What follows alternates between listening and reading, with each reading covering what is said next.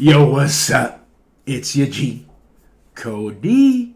We back at it with To This Day for the Bullied and Beautiful. To This Day with Shane Koizik. Alright, guys, let's get right into it. The TED Talk of the week. There's so many of you. Buddy's nervous off the rip. When I was a kid, I hid my heart under the bed because my mother said, if you're not careful, someday someone's gonna break it.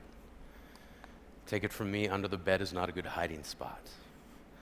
I know because I've been shot down so many times, I get altitude sickness just from standing up for myself. But that's what we were told.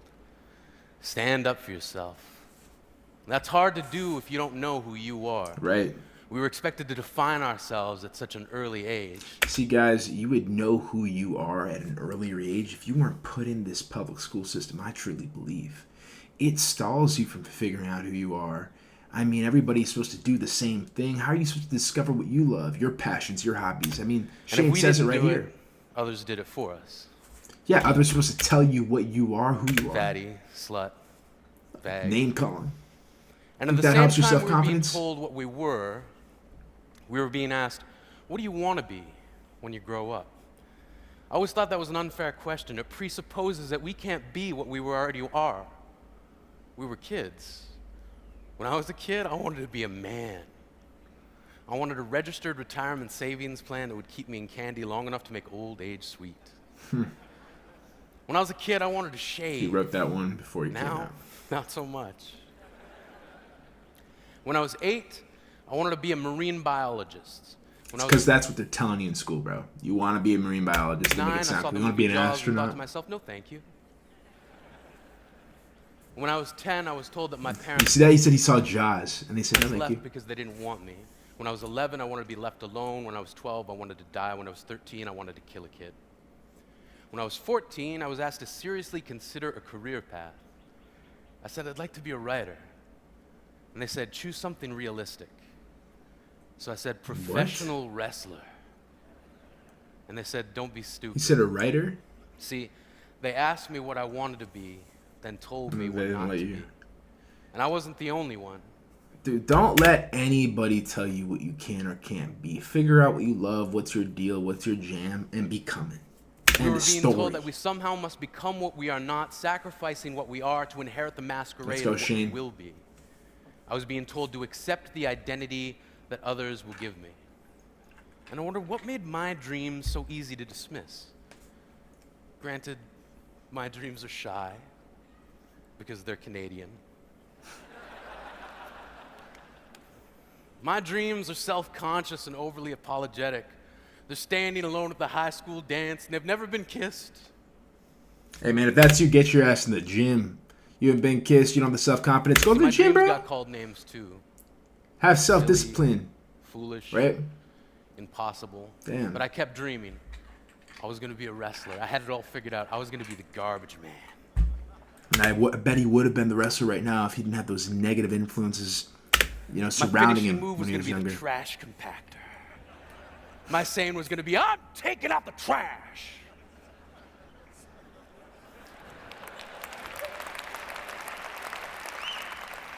And then this guy, Duke the Dumpster Drosy, stole my entire shtick.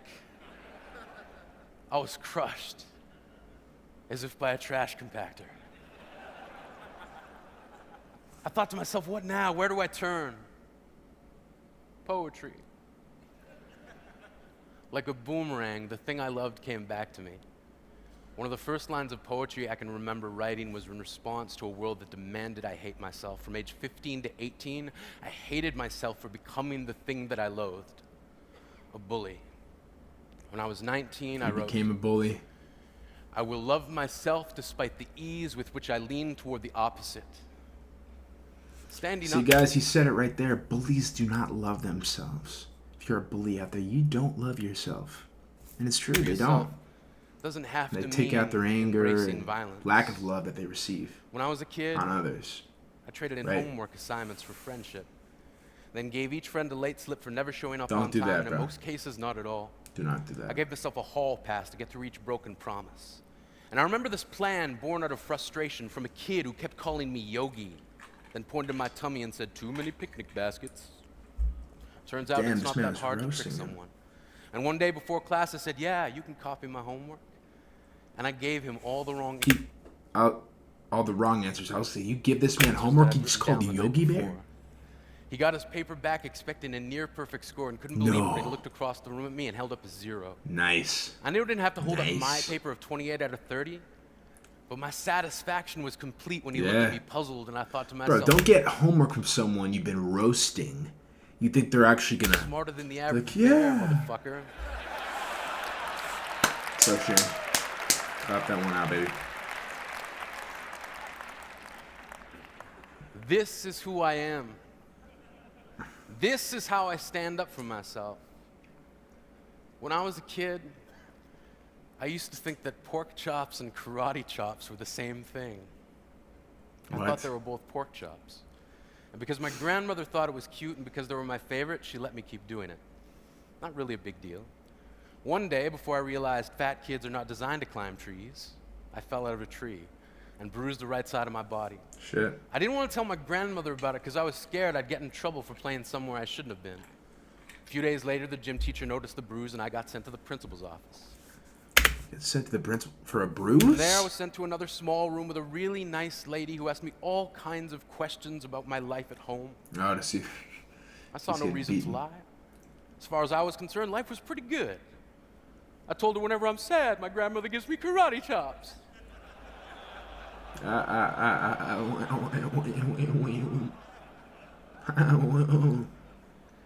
This led to a full-scale investigation, and I was removed from the house for 3 days. I swear these TED Until I Talks have these finally like decided to ask corny how I got the jokes. bruises. She News gave of me this silly little karate story chops. quickly spread through the school, and I earned my first nickname, Pork Chop. To this day, That's tough. I hate pork chops. I'm not the Damn. only kid who grew up this way. Surrounded by people who used to say that rhyme about sticks and stones. As if broken bones hurt more than the names we got called, and we got called them all. So we grew up believing no one would ever fall in love with us, that we'd be lonely forever, that we'd never meet someone to make us feel like the sun was something they built for us in their tool shed. So broken heartstrings bled the blues, we tried to empty ourselves so we'd feel nothing. Don't tell me that hurts less than a broken bone. That an ingrown life is something surgeons can cut away, that there's no way for it to metastasize. It does. She was 8 years old. Our first day of grade 3 when she got called ugly. We both got moved to the back of class so we would stop getting bombarded by spitballs. But the school halls were a battleground. We found ourselves outnumbered day after wretched day. We used to stay inside for recess because outside was worse. Outside, we'd have to rehearse running away or learn to stay still like statues, giving no clues that we were there in grade 5. They taped a sign to the front of her desk that read, "Beware of dog." To this day, despite a loving husband, she doesn't think she's beautiful because of a birthmark that takes up less than half her face. Kids used to say she looks like a wrong answer that someone tried to erase but couldn't quite get the job done. And they'll never understand that she's raising rapping. 2 kids whose definition of beauty begins with the word mom. Because they see her heart before they see her skin, because she'll never always been amazing. He was a broken branch grafted onto a different family tree. Adopted. Not because his parents opted for a different destiny. He was 3 when it became a mixed drink of 1 part left alone and 2 parts tragedy. Started therapy in 8th grade. Had a personality made up of tests and pills. Lived like the uphills were mountains and the downhills were cliffs. 4/5 suicidal, a tidal wave of antidepressants. This is the Matrix. And an adolescent being called You're watching Papa. The Matrix. 1 part because of the pills, 99 parts because of the cruelty. He tried to kill himself in grade 10 when a is The kid Matrix, who my could still go friends. home to mom and dad had the audacity to tell him, "Get over it." This one As has if been depression is something life that back could be in the day. remedied by any of the contents found in a first aid kit. To this day, he is a stick of TNT lit from both ends, could describe to in detail the way the sky bends in the moments before it's about to fall. And despite an army of friends who all call him an inspiration, he remains a conversation piece between people who can't understand. Sometimes being drug-free has less to do with addiction and more to do with sanity. We weren't the only kids who grew up this way. To this day, kids are still being called names. The classics were, hey stupid, hey spaz. Seems like every school has an arsenal of names getting updated every year. And if a kid breaks into school and no one around chooses to hear it, they make a sound. They're just background noise from a soundtrack stuck on repeat when people say things like, kids can be cruel. Every school was a big top circus tent.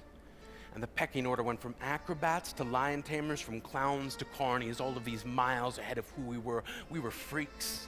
Lobster claw boys and bearded ladies. Oddities, juggling depression and loneliness, playing solitaire, spin the bottle, trying to kiss the wounded parts of ourselves and heal. But at night, while the others slept, we kept walking the tightrope. It was practice, and yes, some of us fell. But I want to tell them that all of this is just debris left over when we finally decide to smash all the things we thought we used to be. And if you can't see anything beautiful about yourself, get a better mirror, look a little closer, stare a little longer, because there's something inside you that made you keep trying despite everyone who told you to quit. You built a caster under Shane, you're a poet. broken heart and signed it yourself. You signed it, they were wrong. Because maybe you didn't belong to a group or a clique.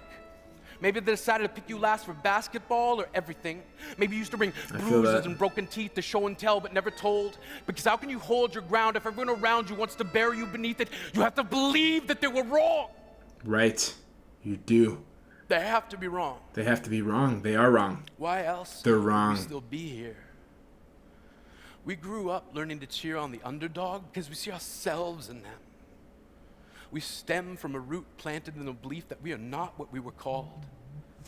We are not abandoned cars stalled out and sitting empty on some highway. And if in some way we are, don't worry, we only got out to walk and get gas. We are graduating members from the class of we made it, not the faded echoes of voices crying out names will never hurt me. Of course, they did.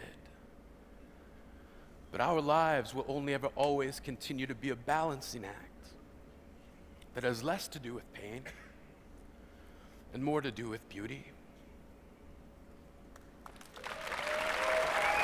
Give it up for Shane, y'all. What a video right there, dude. I mean, he put passion, heart. That was character. That was poetry. Shane Koiskan. Man, guys, let me know down below. Have you ever witnessed some poetry like that? Shit, man. You know what I saw from Shane is he shows you how it's all about the thoughts in your head that determine your confidence, right? You have to believe you are right, they are wrong. These people that are telling you things about yourself, telling you you can't do these things, they are wrong. They're wrong. They're straight up wrong, and you have to convince yourself that they're wrong. I mean, if you don't do that, then you're screwed, like you said, and you'll lose that confidence. At the end of the day, they are wrong, you are right. Let's get it. Once again, comment down below what I should write you next. Shooting for 10 subscribers.